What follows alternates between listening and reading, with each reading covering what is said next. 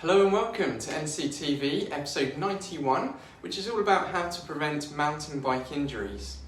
While I'm not saying this advice will stop you getting mountain bike injuries, you can help yourself to reduce the time off the bike by implementing a few or all of these nuggets.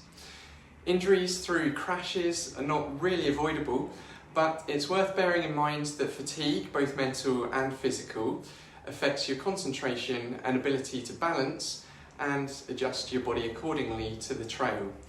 This can contribute to a fall, so ensuring that your body is strong, well trained and well fueled can go a long way to reducing the risk of injury. In case you don't think that there are many things that you can do to reduce your chances of an injury when mountain biking, here are 15 of the blighters. 1. Warm up before each ride. Tight muscles can lead to torn muscles, but a proper warm-up and cool-down will save you the soreness. Spending the first 10 to 15 minutes going easy, you'll steadily increase the blood flow, flexibility and range of movement. And don't forget to always cool down progressively by decreasing the pace. Off the bike you can use a foam roller, such as the Manta roller, post-ride to help loosen up tired muscles and increase blood flow and mobility. Just go slow and be gentle on the sore spots. Stretching before and after a ride can ensure good posture on the bike and good joint mobility, which in turn contributes to performance on the bike and reduces your risk of injury. Your osteopath or physical therapist can give you specific stretches for your body. 2. Don't skimp on the rest days. Muscular and cellular adaptation to training actually takes place during your downtime, so don't be fooled into thinking that it won't matter if you skip the rest days. Overtraining can cause muscle damage that leads to a reduction in strength and endurance, as well as disrupting your sleep and immune function. If you feel you still need to do something, then active rest is doable via light cross training, which could involve swimming or a light walk. Remember, hands-on treatment like osteopathy or massage is also a key element in rest and recovery. Your practitioner can pick up on any niggles or tightness that could predispose an injury. 3. Fuel properly for every ride. An empty tank is one of the primary causes for hitting the wall early during a long ride. Running on empty won't just affect your performance, it's also associated with damage to your muscle fibres. Choose slow release carbs like oats, whole grain bread and sweet potatoes at each meal to drip feed your muscles energy, and aim to consume around 30 to 60 grams of carbs in the form of energy supplements every hour during rides which last more than an hour. Solid foods and sports drinks are equally effective, so choose what feels most comfortable for you. 4. Pre-ride check. Before setting out on any ride, always give your bike and other equipment a once-over check. Always check both wheels are securely fastened and that the brakes and gears are working. Bike maintenance or regular servicing of the brakes, tread and tyre pressures are important to prevent an accident. 5. Wear a cycle helmet. More than 80% of cycling-related deaths are due to head injuries, which could have been avoided if a helmet had been worn. 6. Wear cycle glasses. Glasses offer you invaluable eye protection against wind, mud, dirt, sand, insects and branches.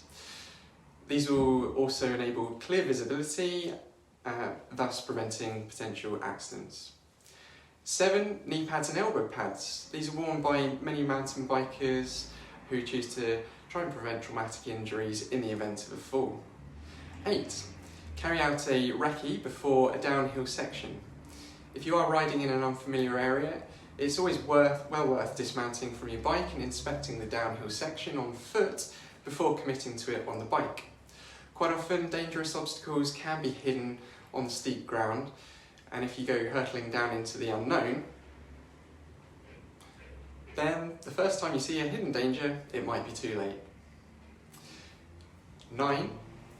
Avoid wrist and hand injuries. These are caused by the many shocks, vibrations and impacts travelling up through the forks, as well as by the hands not altering positions for prolonged periods. They can be avoided by ensuring your suspension forks are well maintained and serviced, and wearing good biking gloves with padding.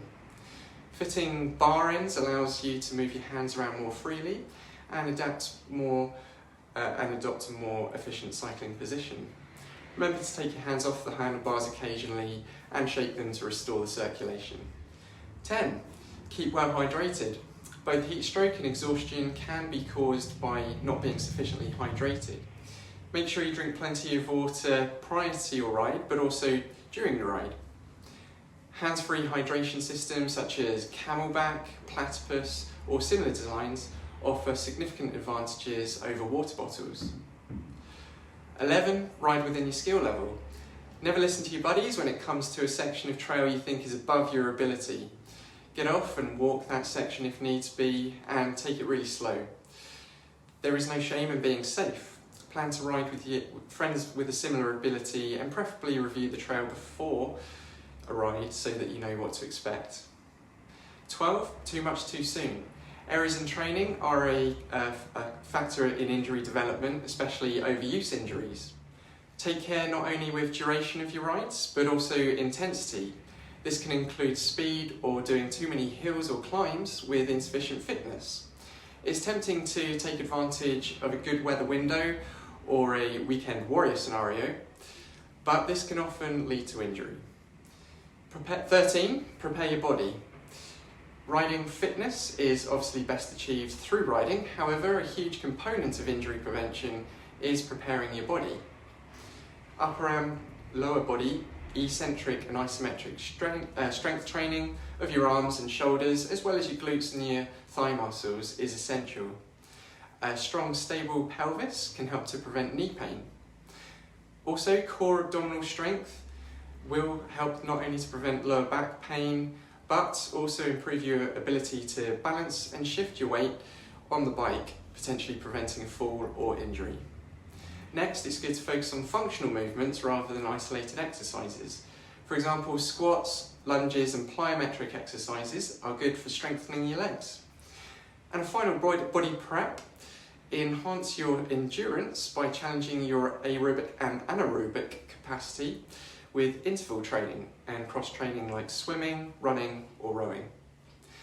Your osteo or physical therapist is best equipped to prescribe exercises for you. Every person is different with underlying muscle weaknesses, imbalance and occupational considerations, all of which can affect your riding ability and increase your risk of developing an overuse injury. 14.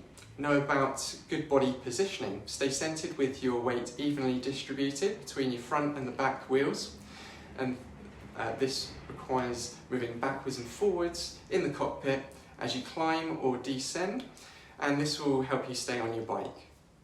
15. Get out of your saddle. One of the most common mistakes beginners make is always staying seated. Getting out of your saddle takes the weight off your saddle and onto the pedals, moving your centre of gravity lower and making you more stable. Think Formula 1 car low to the ground versus double-decker bus, which is obviously above. So when the going gets rough, i.e. technical terrain, or when you're going over undulating terrain, get out of your saddle. That's it for this week's bite-sized bit to help your health flourish. I'll see you again next time. Bye-bye.